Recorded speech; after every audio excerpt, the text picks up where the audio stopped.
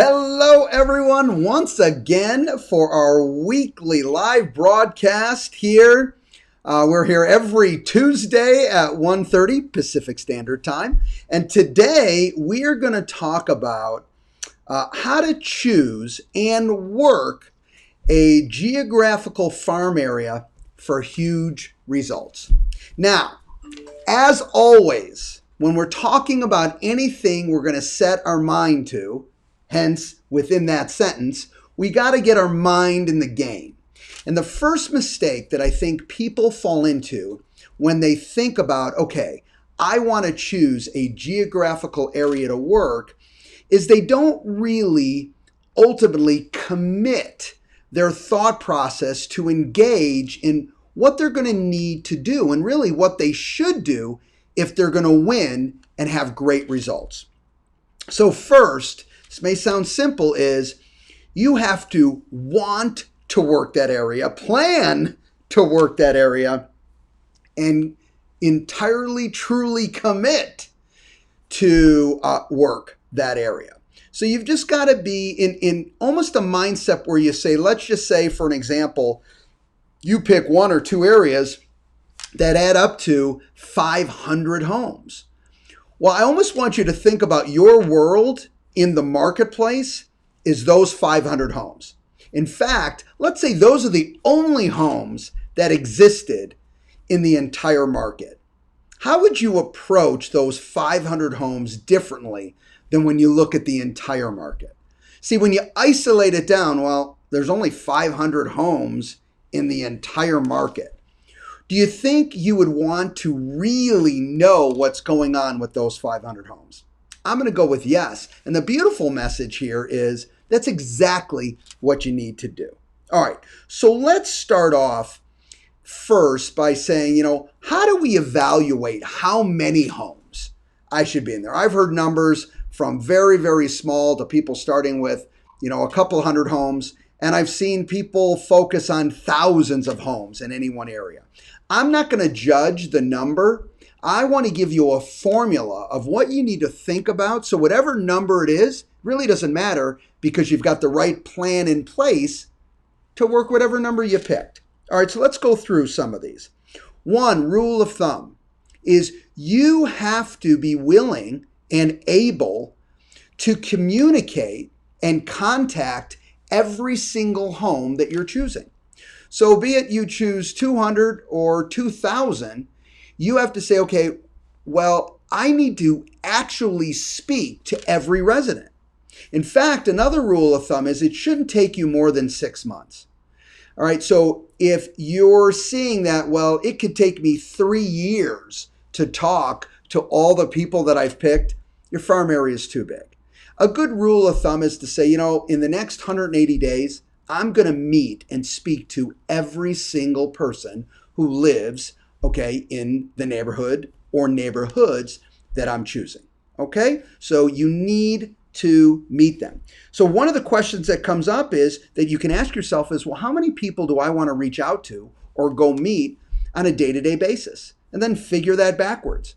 So if you're not willing to do more, and again, this is not a wrong answer, it's just a answer. If you're willing to do 5 a day, 5 days a week, then figure it and say, okay, I'm going to talk to 25 people every single week.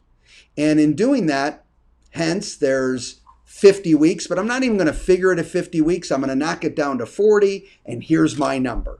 And then you can go in search of the numbers of properties that mesh with what you're willing to do to actually contact those individuals. Now, besides for physically talking and contacting them, I also want you to think about what is your overall communication strategy? Because remember, you're going to communicate to them in more than one way. It's not only going to be speaking to them, but you're going to use mail, regular mail. You're going to look forward, once you collect the information, to using email. Certainly, as I mentioned, one of the areas might be calling them. You're going to potentially knock doors and meet them face to face. You might do it on social media.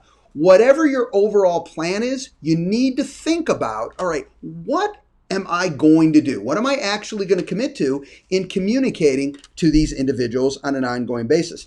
Some company tools that I would, of course, want you to incorporate in is AdWorks. What a great way to keep you top of mind with all the people that you want to think about you all the time. So AdWorks is a perfect support of that aspect. It keeps you top of mind, okay, in their minds at all times. What about buy side? So now, and we'll talk more about this, is how can I use buy side to communicate to them? And simply, that's going to be easy with home price evaluations. All right, and then of course, we're going to talk a little bit more about our VAC 2.0, which I know everyone is just learning now.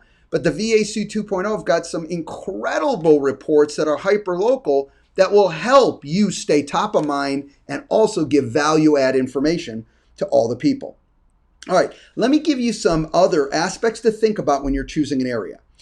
Please do not choose an area that one agent, for whatever reason, monopolizes the whole neighborhood. For example, let's say they were the lead agent on a new home track, and they were there for 3 years while every home was selling, and then they moved from new homes and they went into resale, and they wanted to focus on that neighborhood. And you can see by looking at who sells in that neighborhood that this one agent has a huge market share in that one neighborhood. I am not here to say that you can't kick their butt and take market share from them, because you probably can. But my real point too is, why fight that fight? Okay, unless there's a very compelling reason of why you need to be in that one area, all right, I would look for another area so you don't have to fight that aspect of it. All right. 2, you want an area with a high turnover rate, meaning, homes sell. I don't care how they sell. I don't care if they're selling on their own, they're selling with an agent, whatever the aspect is, it doesn't matter, except that there is turnover in that market. What you don't want to do is pick this beautiful neighborhood that really not many people move out of. So there's not a lot of moving in that. So even though they love you, they're not going anywhere. So you want to be very cautious. Rule of thumb on that is never less than 7% turnover rate. All right, so if there's 1,000 homes, and I'm just giving a simple example, let's use an easier one. All right, 100 homes example, if there's 100 homes, minimum 7 turnover each year. That's 7%. I would say you want 10% or more is amazing. That's a great turnover rate if there's 10% or greater. You want to make sure you're picking an area that has the average sales price that you want to work in, that you really want to focus on as a sales executive. Here's a common sense aspect to you. What's the chances of meeting a $200,000 buyer if you're focusing on a $500,000 neighborhood? Probably slim to none. All right. So pick the price range that you want to be your sweet spot. All right. And that you want to say, you know what, be it I'm moving up my price point, okay, or I'm focusing on that as a new aspect, price point, along with the other business, but pick the average sales price that you're excited about, because you have this opportunity to focus on an area that is the price range that you want. This next idea is, feel free to target subsections of a neighborhood. So let's say you've got a neighborhood that has 1,000 homes in there, but you want to really go to a smaller number of homes in that larger neighborhood. You can do that. For example, if you want to use predictive analytics and say, I only want to focus on the people who've lived in their home 5 years or more. All right, because I feel those individuals have a higher percentage of selling. Great. You can go to our title company relationship and they can help you do some of this predictive analytics to figure out, okay, what's the best properties to focus in on that give that higher percentage that they're thinking of moving. How about withdrawals from the past? So past listings that withdrew, past expired listings. How about non-owner occupied properties? You're going to focus on every property in the neighborhood that you know without a shadow of a doubt has a renter in the property. And the reason you're doing that is you're going to focus on communicating directly to the owners, all right, and letting them know this is the area that you specialize in. So now let's move to that. So I've chosen my area. And for this example, let's say your area has about 500 homes, just for today. You've picked one or two areas. And remember this, less is more. Please, please, please. Pick the amount of homes that you're committed to work. I would rather see you pick 200 homes saying, I'm going to work those 200 absolutely the way that I should, than pick 1,000 when you're really not doing what you're supposed to do. Okay? So whatever you're truly committed to should be that driver. But for this example, we're going to pick 500 properties. Now, what am I going to be really communicating? Or what should I be saying and what should be going on? You know, Mark, you talked about having my head in the game and really getting my mindset straight. Well, what message am I trying to send? Okay, great question. I'm glad you brought it up. Because here's what you're trying to send, is you want them to know that you're the expert in that neighborhood. Now, there's two ways to do that. You can tell them you're the expert, or you can show them you're the expert. So if you're going to pick a neighborhood, you, with your head in the game, you've got to be ready to learn about that neighborhood. And there's numerous things to learn about any neighborhood. One simple, obvious is the models that make up a specific neighborhood, the pricing, of course, listings sold, sales, which is core to our business. But there's a lot of other things to learn about a neighborhood. All right. What about what makes that neighborhood a neighborhood?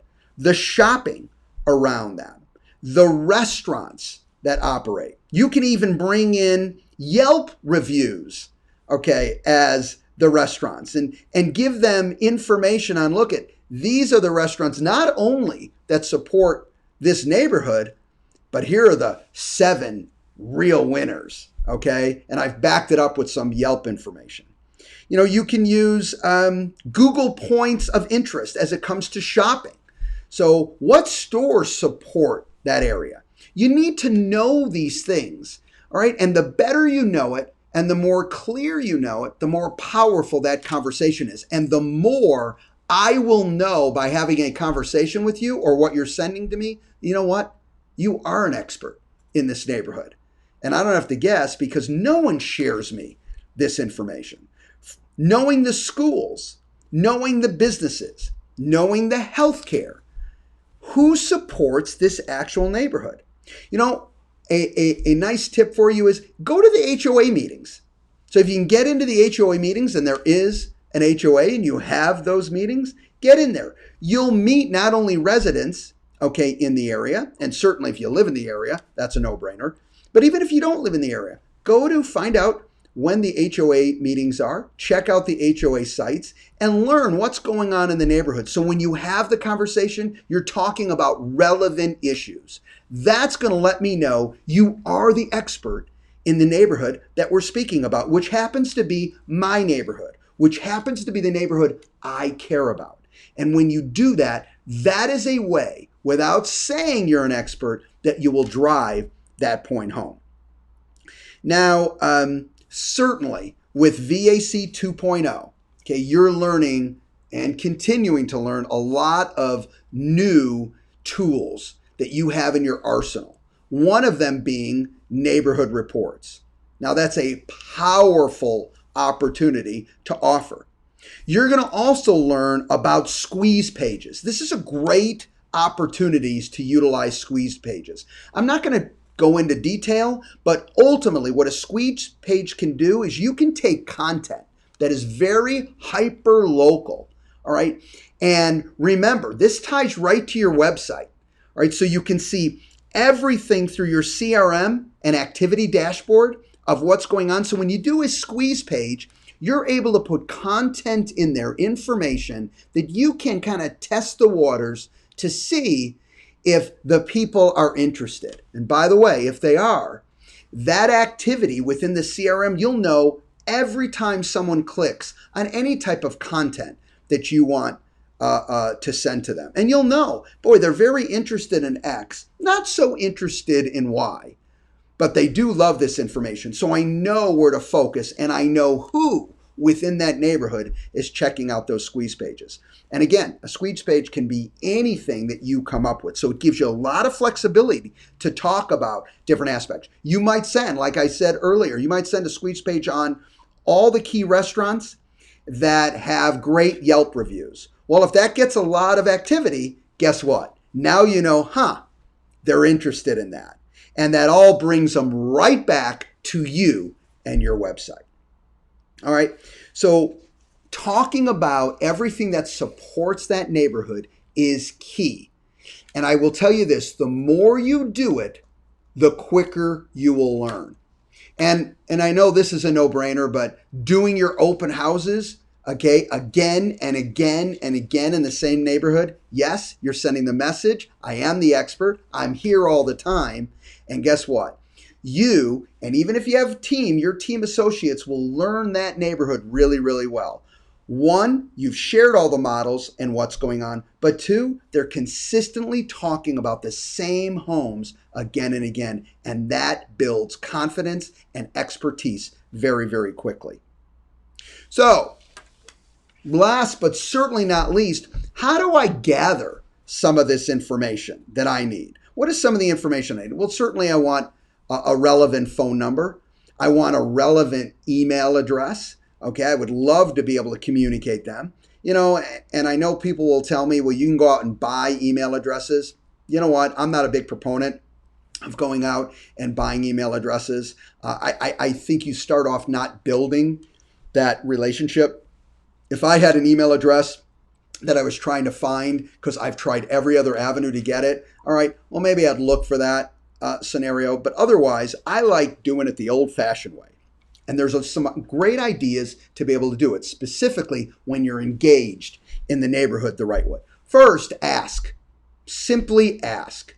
If I'm going to send an example through the mail of what our neighborhood reports can share, so now they're getting mail, okay, through the post office of what our neighborhood reports. I want to ask within what I'm sending out is, hey, send us your email address, and at no cost to you, we don't mind, we'll send you a neighborhood report that'll update you on all this information every single month or sooner if you would like, okay? So that's one area. Give them something of value and ask them for the information. How about this? Sending out a form and just coming right out. Again, in the mail, or you can, of course, knock doors and put it on the door and ask them. Hey, say, listen, again, here's an example of what I can share. I'm an expert with Berkshire Hathaway Home Services working in this neighborhood, and I know it backwards and forwards. I can share a lot of intel about your neighborhood, ABC neighborhood. And you know what? If you'll provide me your email address, I will send you this information at no cost and no obligation to you. Again, you get some more, so you pick up additionals there. How about a contest? Do something fun. Do a fun contest, okay, with a prize. The prize doesn't have to be crazy expensive, but do something fun for the neighborhood. Maybe it's something relevant to you, of something that you like. Maybe it's something relevant around the neighborhood, something that you know that the neighborhood spends a lot of time in. Maybe it's a charity that the neighborhood focuses on. Whatever you're going to do to support, send that out, have a fun contest, and of course, within the contest, you're going to do it by email. All right, and you're going to have to get those emails for them to participate. All right, certainly I mentioned neighborhood reports. On neighborhood reports, I would also encourage them is to send them to a friend. You don't mind. If your friend, even though if they're not in your neighborhood, which is the neighborhood I specialize in, I'm more than happy to provide them neighborhood information on their neighborhood. I don't mind. Okay, I do it all the time. All right.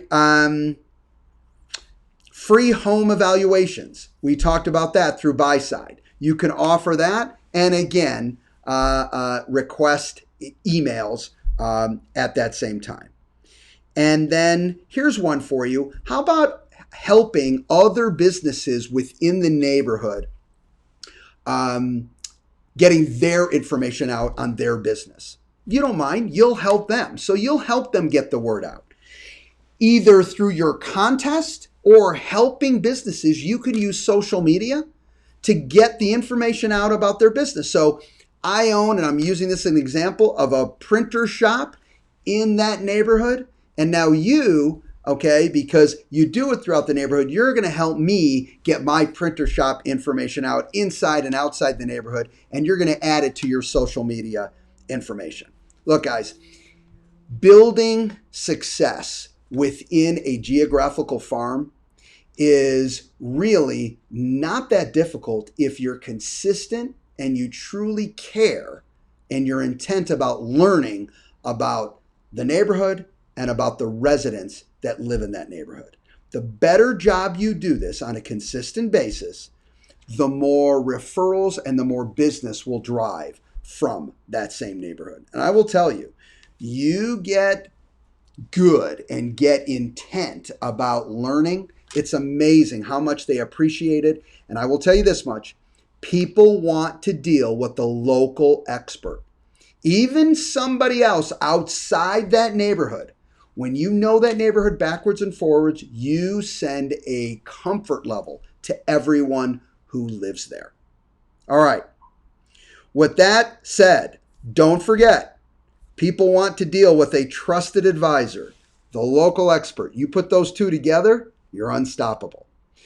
I appreciate, if this was great content, please, please, please like this content and share it with anyone that you think this will be valuable for. Don't forget, we are here every Tuesday at 1:30. In the future, I'm going to be announcing some great guests, additional guests that have some phenomenal information to share with you. That's going to come up. I'll announce that next week.